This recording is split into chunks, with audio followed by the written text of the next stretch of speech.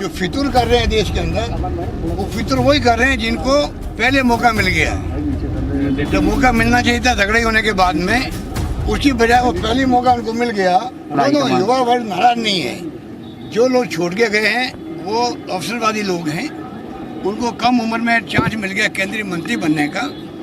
जो फितूर कर रहे हैं देश के अंदर, वो फितूर वही कर रहे हैं जिनको पहले मौका मिल गया है। जब मौका मिलना चाहिए था झगड़े होने के बाद में, उसकी बजाय वो पहले मौका उनको मिल गया, इसलिए वो फितूर कर रहे हैं और पार्टी छोड़ के जा रहे हैं। चाहे वो सिंधिया जी हो, चाहे वो जितिन प्रसाद जी हो, चाहे आरपीएन सिंह जी हो। रगड़ाई नहीं हुई, समय से पहले सब मिल गया। अब जरा एक बाइट और सुनवा देते हैं। देखो बैठे हुए हैं, सचिन पायलट जी बैठे हुए हैं,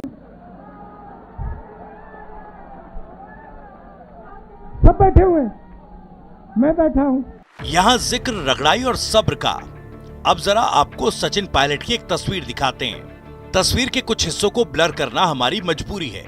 वजह है ये पुलिस की वो लाठियों के निशान हैं जो सचिन पायलट ने वसुंधरा राजे की सरकार के वक्त खाई थी। तब सचिन पायलट राजस्थान कांग्रेस के अध्यक्ष थे और विपक्ष में रहकर सरकार को जगाने का काम कर रहे थे। कांग्रेस का हाल फिलहाल तो क्या 2014 से ही ठीक नहीं कहा जा सकता। 2014 लोकसभा चुनाव से पहले कांग्रेस का लगातार 10 सालों तक शासन था।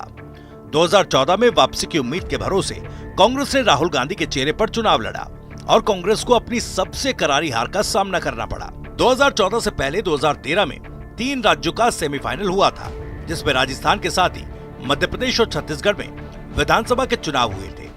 तीनों ही राज्यों में बीजेपी की जीत हुई थी। 2 राज्यों में बीजेपी पहले ही सत्तारूढ़ थी, जबकि राजस्थान में 5 साल के फेर में कहा जाता है गहलोत सरकार चली गई। लेकिन राज्य के नेतृत्व में बीजेपी ने कांग्रेस की गहलोत सरकार को न केवल सत्ता से दूर किया था, बल्कि कांग्रेस को 200 सीटों वाली विधानसभा में से कांग्रेस के खाते में महज 21 सीट आई थी।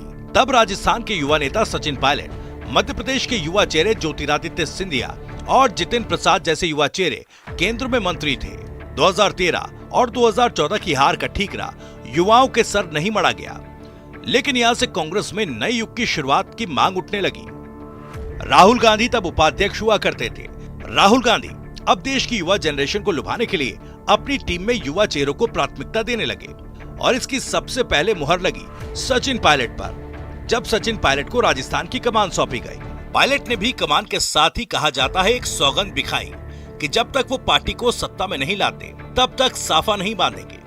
2018 जो कि 2019 का सेमीफाइनल भी था, कांग्रेस के लिए तिहरी खुशी लेकर आया। कांग्रेस ने इस सेमीफाइनल में बीजेपी को क्लीन बोल्ड करते हुए तीनों ही राज्यों की सत्ता पर काबिज हुई।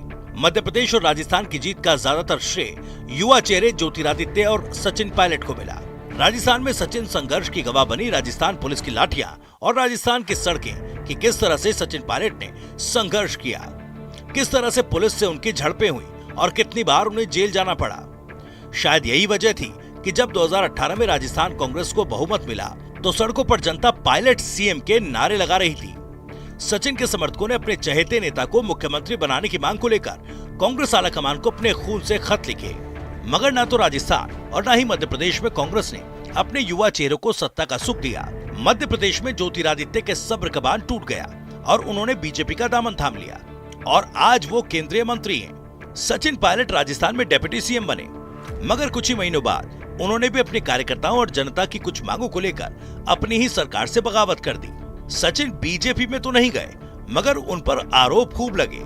यहाँ तक कि सीएम गहलोत ने तो पायलट को नकारा, निकम्मा तक करार दिया। इसको लेकर बीजेपी आज भी तंज कसती है।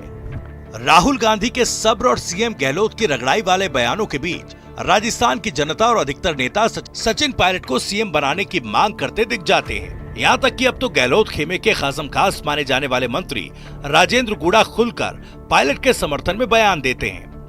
गहलोत जब पहली बार राजस्थान के मुख्यमंत्री बने थे तब उनकी उम्र करीब 47 साल थी।